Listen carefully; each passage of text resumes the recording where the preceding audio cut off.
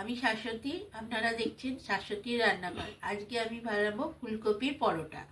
এর জন্য লাগছে ফুলকপি। আমি ফুলকপিটাকে মিক্সিতে গ্রেট করে নিচ্ছি।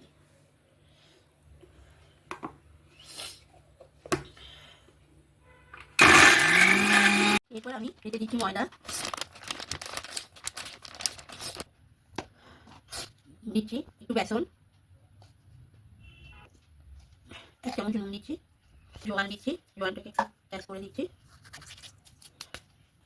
এবার দিয়ে দিচ্ছি ময়দা। সব কিছু দিয়ে ফুলকপির পেস্টটা আমি ময়দার সাথে মাখিয়ে নিচ্ছি।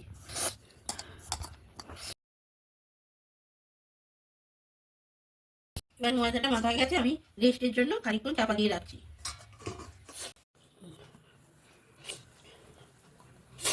আমি লেচিগুলোকে গোলা পাকিয়ে নিচ্ছি।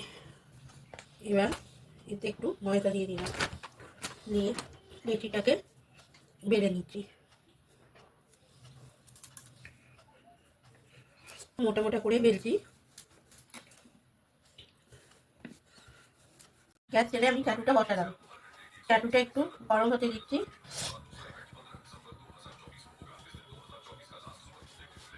পরোটাটা দিলাম।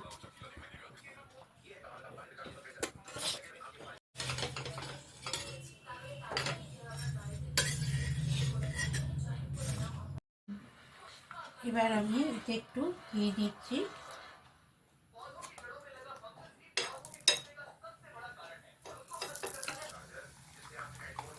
বেশি পড়ে এই যে ফুলকপির পরোটা। আমার রেসিপি যদি আপনাদের ভালো লেগে থাকে তাহলে লাইক, শেয়ার এবং সাবস্ক্রাইব করতে ভুলবেন না যেন।